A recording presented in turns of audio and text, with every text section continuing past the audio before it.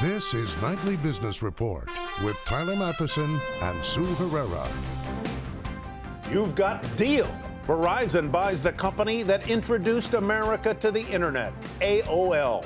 But will it create a new powerhouse in the business of content and connections? Sharp and swift. Don't look now, but bond yields hit a 6-month high. So what should an investor do? Crash test dummies, the results of new tests that have some drivers concerned. All that and more tonight on Nightly Business Report for Tuesday, May 12th. Good evening, everyone, and welcome. A surprise marriage on Wall Street. Verizon is buying AOL for more than $4 billion in cash. While the two companies don't seem like a likely match, Verizon, the biggest telecom company in the country, is hoping that AOL, the original digital disruptor, can make it a more powerful player in an industry undergoing tremendous change. AOL shares shot higher, rising 18%, while Verizon shares fell slightly. Morgan Brennan has more on the deal and why now. The world's king of mobile is buying the one-time king of media in a deal that's all about video. Verizon claims 1.5 billion connected devices in the U.S. and touches about 70% of internet traffic. By acquiring AOL, the telecom giant will get access to better technology for selling ads and for delivering high-quality web video via mobile, a fast-growing market. AOL says it decided to sell itself to better compete in a marketplace that will increasingly be dominated by large players. If you look forward 5 years, you're going to be in a space where there are going to be massive global scale, networks, and there's no better partner for us to go forward with than Verizon. So it's really not about selling the company today. It's really about setting up, for the next 5 to 10 years. Verizon will also get content since AOL owns sites like TechCrunch and Engadget, though some reports say the Huffington Post could be spun off. The deal highlights the rapid convergence of content and distribution. The fact that the companies providing internet connections are now producing the media people are going online for. And not just content creation, but new consumption models, particularly over-the-top video, which lets users stream content over the internet without a TV. Many companies, including Verizon, are developing this kind of service to cater to cord cutters. Analysts say the driving force behind this deal is the advertising technology. They're trying to put together a package of advertising assets and mobile assets for advertisers that I think are really differentiated. So if you're trying to reach millennials and you want to reach them on a mobile platform, Verizon will be able to offer advertisers something that other people won't. Pending regulatory approval, the acquisition is expected to close this summer. AOL's CEO Tim Armstrong will stay on with Verizon to help build its content business. For a Nightly Business Report, I'm Morgan Brennan. Before there were status updates, text messages, and 140-character tweets, there was AOL. It was the company that launched the modern internet era for many of us. It was the original disruptor that brought America online, onto something called the World Wide Web and into the digital age. But along the way, the disruptor got disrupted. Welcome, you've got mail. Quantum Computer used a messaging service back in 1989, which literally changed the world. Their young marketing whiz, Steve Case, saw the power of giving everyone access to the internet. So it was no accident that Quantum took the name America Online in 1991 because it literally got America online. Before there was something called social media, before Twitter and Snapchat and Facebook, there was AOL with its IMs and early chat rooms. Former AOL execs like Regina Lewis still marvel at what they accomplished, minting tech millionaires along the way. It was really precedent setting. So they had the patent, they had the invention, and it was a company very much ahead of its time. By the late 90s, with those 10 million subscribers, AOL was a rising power in computing, in media, in communications, and it was hungry for more, buying up companies like Netscape, the browser service, and Moviefone. A history-making merger with Time Warner at more than $164 billion, the richest U.S. deal of all time, was finalized in early 2001. But synergies with the media conglomerate were choked when the dot-com bubble burst later that year. There were also accounting troubles. In 2002, AOL Time Warner reported a loss of $99 billion. At the time, the largest loss ever reported by any company. The market value of AOL stock dropped from $226 billion to about $20 billion. By 2003, Time Warner dropped AOL from its name. 2 years later, Case resigned from the Time Warner board, and AOL's future was in doubt. Sometimes you might just be too far out in front. And AOL is the classic example. Right concept, arguably wrong timing. And some would say wrong business model. For too long, AOL remained a dial-up dinosaur in a broadband world. In 2009, Time Warner spun AOL off into a separate company. Welcome.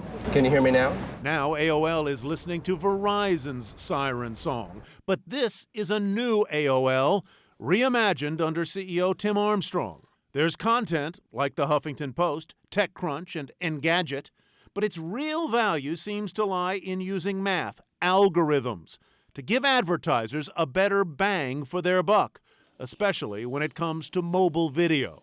Executives are savvier. They're asking smarter questions. They're not just willing to write a check and say, hey, put it on the internet. I hear that's great. Now they want measurable results, and that's what AOL can offer. And in AOL's last earnings report, it said that more than 2 million Americans still use its dial-up internet service, the service that made the funny sounds to get online. My old AOL screen name, Time Money Man. There you have it. AT&T's $49 billion bid for DirecTV is unlikely to be blocked by regulators. According to the Wall Street Journal, the Justice Department and the Federal Communications Commission are nearing a decision to clear the deal with some conditions. Negotiations with AT&T are expected to begin within days. On Wall Street, stocks closed slightly lower after a steep sell-off earlier in the day. By the close, the Dow Jones Industrial Average lost 36 points to 18,068. It had been down as much as 180 points. The Nasdaq dropped 17, the S&P 500 lower by 6. The volatility in the stock market was really all because of the bond market, which saw the yield on the 10-year note hit a 6-month high before pulling back. And it is the speed at which rates are rising now that has some investors cautious. Dominic Chu has more. If you hadn't noticed, borrowing costs are on the rise.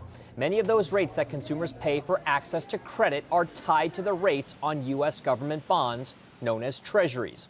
The strong demand for owning those bonds had forced prices higher and thus interest rates lower. But that sentiment has reversed course over the past few weeks.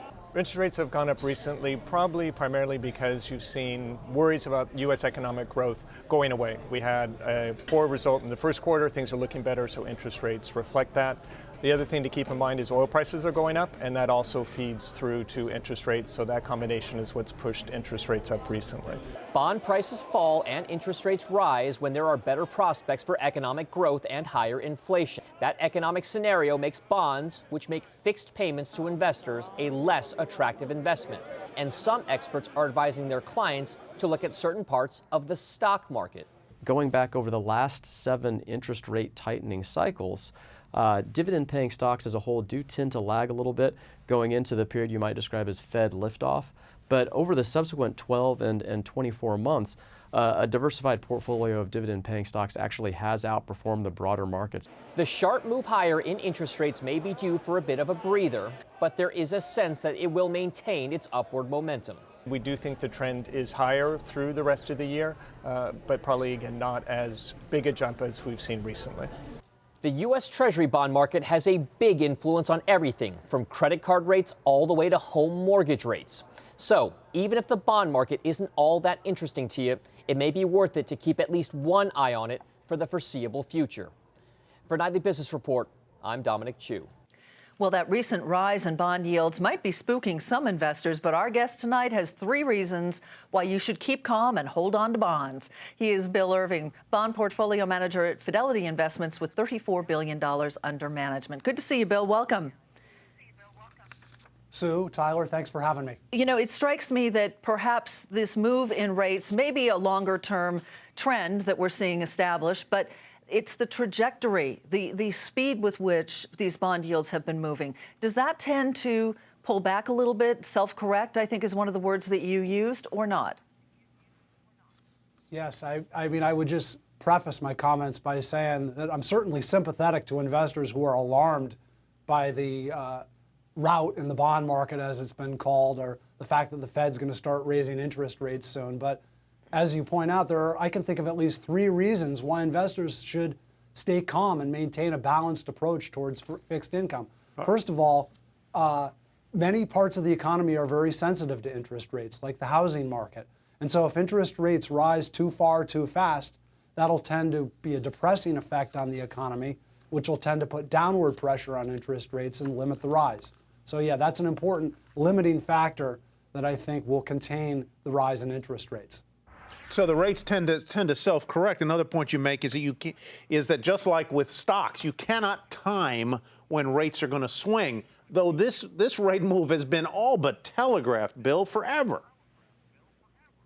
Well, if you look at, for instance, the Philadelphia Fed does a quarterly survey of professional forecasters, and those guys have an abysmal track record at predicting where the 10-year Treasury yield is going to head.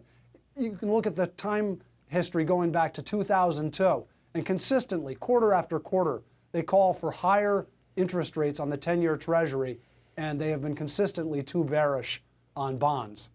So I think that one has to be humble about the ability to forecast the direction of interest rates. Speak to me about your third point, which is diversification. Do you mean diversification along the yield curve? And if so, how would you allocate funds? What I mean more specifically is that if investors pull back from the bond market and hide out, for instance, in cash, then they're sacrificing one of the key diversification benefits that a core bond fund offers. In particular, in a flight to quality, if there's a bout of volatility in the equity market, bonds tend to provide a diversifier and tend to go up in price when stocks are going down and can smooth out the bumps in an overall diversified portfolio. All right, and Bill. So if you hide out and sacrifice bonds, that can lose that diversification benefit. Bill, thank you so much for those points. We really appreciate it. Bill Irving with Fidelity Investments. And in other news, Secretary of State John Kerry made his first visit to Russia since the Ukraine crisis began early last year. He met with President Putin there. While investors look for any signs of easing tensions between the two nations, it's unclear if any progress was made. Jeff Cutmore has more now from Moscow.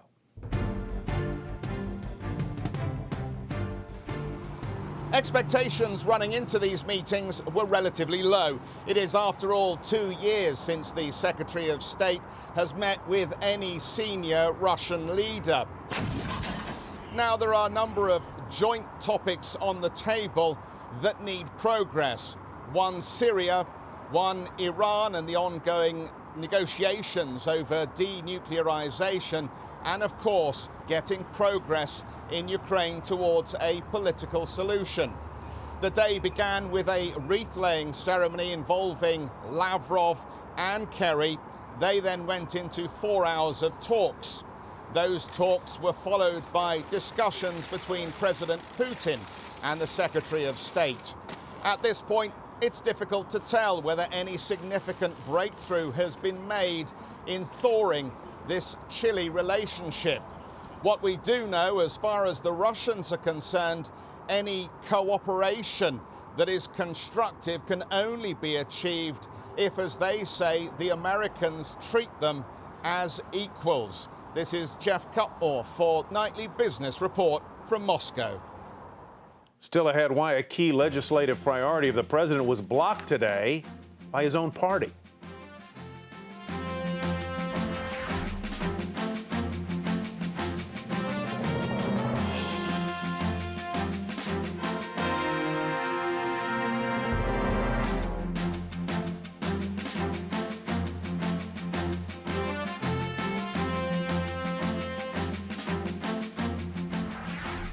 President Obama's big trade bill was blocked in the Senate by Democrats. The failure of the bill to pass a procedural hurdle throws one of the president's biggest legislative priorities into doubt. John Harwood has been following the developments in Washington. John, what happened today and what happens next?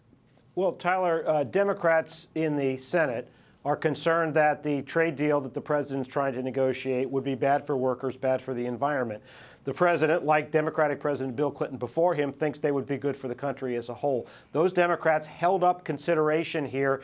It's not a temporary setback. The White House hopes they're going to go back and negotiate and see what can satisfy enough Democrats to allow the debate to go forward. But this is one where Mitch McConnell's his friend and Harry Reid and Elizabeth Warren are his enemies.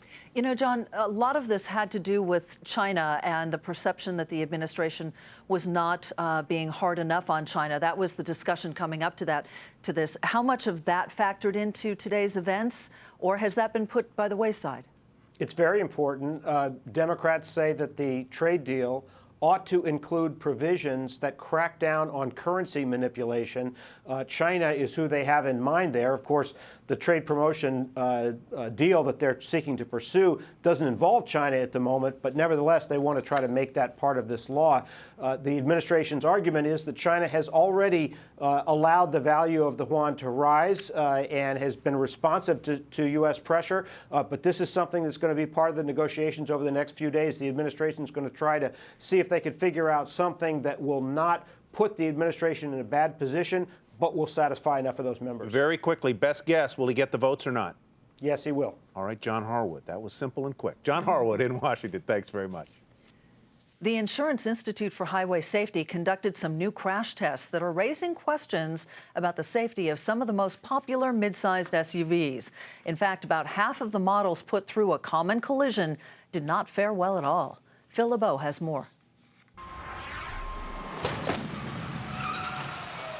It's one of the most common and dangerous accidents, small overlap collisions, where a vehicle's front corner slams into another car or object at 40 miles per hour. They cause almost a quarter of the injuries and deaths linked to front-end crashes. These tests show some popular mid-size SUVs may struggle to protect passengers in this type of accident. What our tests show, especially the current set of tests, is that some mid-size SUVs offer better protection than others. The Insurance Institute for Highway Safety says 3 models, the Ford Flex, Nissan Murano, and 4-door Jeep Wrangler, had acceptable or good performances in collisions. Meanwhile, the Hyundai Santa Fe, Dodge Durango, and Jeep Cherokee were rated as marginal.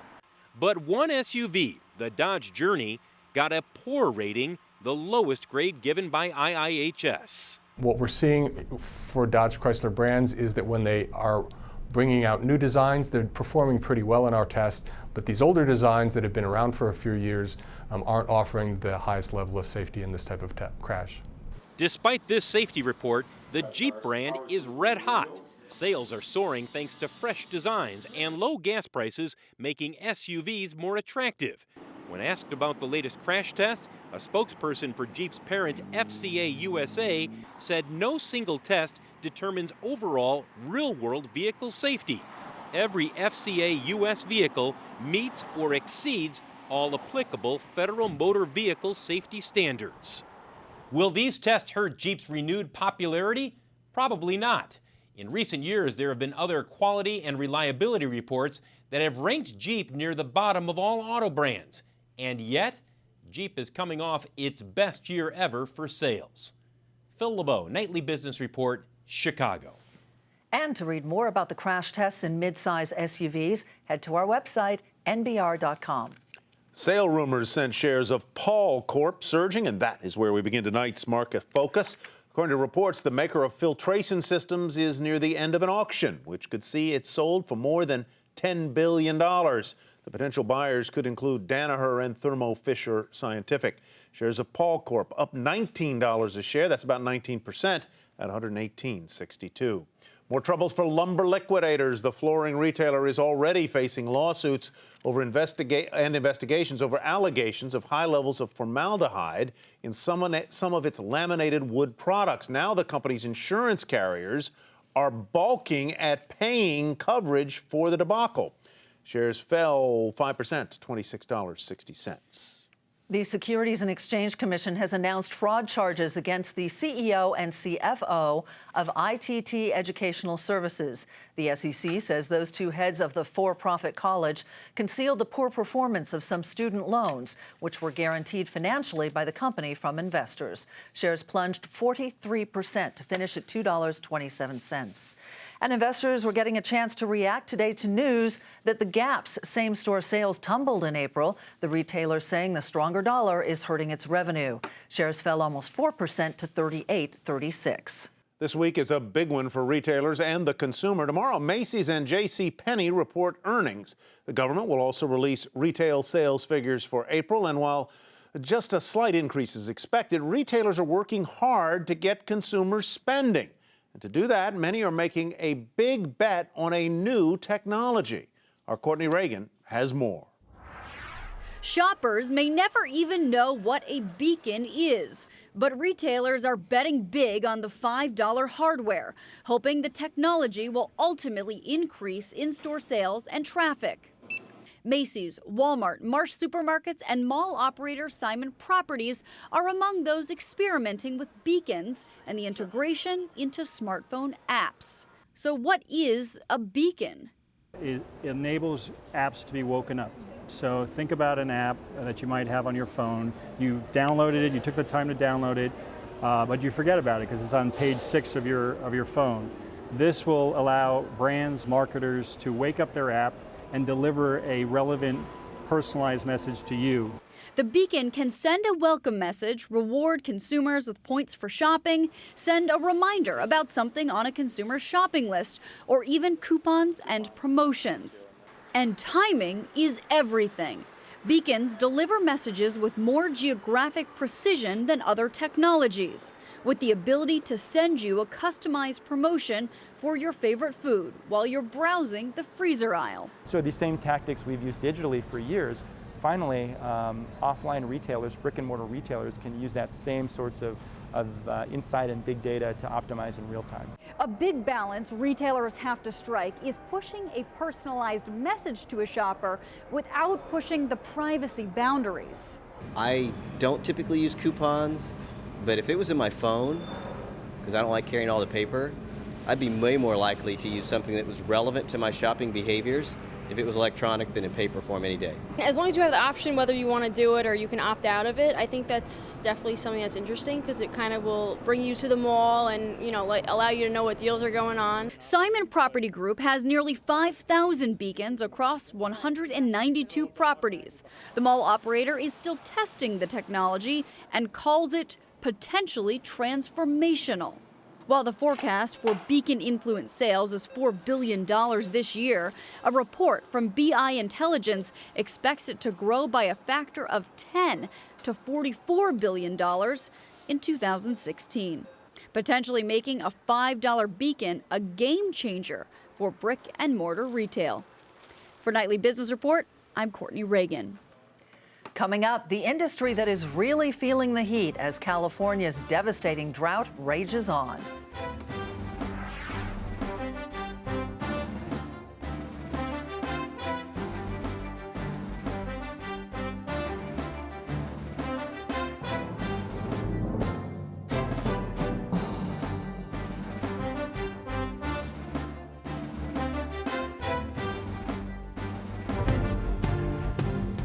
Here's what to watch tomorrow. The government releases retail sales for April, and Macy's and J.C. will tell us what they made and lost in the most recent quarter. Dow component Cisco also posts its quarterly results. And DuPont, which has been engaged in a very public battle with an activist investor, holds its annual meeting tomorrow, and that is what is on the agenda for Wednesday, the 13th. Water and the lack of it is California's biggest challenge right now. And it's not just farmers that are being scrutinized for their use of that resource. The bottled water business is also feeling the heat. Jane Wells has more from Los Angeles. At a time when lawns are going brown and Californians are being told there's only a year's worth of water left in reservoirs, inside plants like this one, water is being put in millions of bottles every day to be sold, sometimes to consumers in other states. The governor, for example, created a plan 3.5 weeks ago, but nothing was said about water bottling, nothing was said about fracking. Natural springs and other sources all over California provide water for the bottling industry, though no one really knows how much water is being used. Now, a lot of people want to know, and water bottlers are facing a flood of criticism. Starbucks has been bottling its Ethos water in California, but the company announced it will find a new source outside the state in the next 6 months. But Nestle, the largest player with several labels, including Arrowhead, sourced in California for over a century, says changing sources creates its own environmental concerns. So would shutting down the industry and facilities like this make a difference? Even though no one really knows how much water is bottled in California, it's a proverbial drop in the bucket. The U.S. Geological Survey says only 1% of the state's water goes for industrial purposes, and only a small fraction of that is bottled water. But every drop is now under scrutiny. And even though some bottlers have water rights to sources, there is very little oversight. That could change. And while Nestle points out that making bottled water uses less water than many other industries, protesters plan to stand outside the governor's residence next month and demand a moratorium on bottling water in the Golden State until the drought is over. I just think the whole thing of bottling water for profit is absurd. Public opinion polls suggest that idea is starting to hold water. For Nightly Business Report, Jane Wells, Los Angeles. And finally tonight, a world record was set in the art world. Pablo Picasso's Women of Algiers sold for $179 million. That's the highest on record for a work of art sold at auction. As we told you last night, many expected the piece to sell for $140 million. The buyer chose to remain anonymous. Wow. That's a lot of cash. That'll do it for Nightly Business Report for tonight. I'm Sue Herrera. Thanks for watching. And thanks from me as well. I'm Tyler Matheson. Have a great evening, everybody, and we'll hope to see you right back here tomorrow night.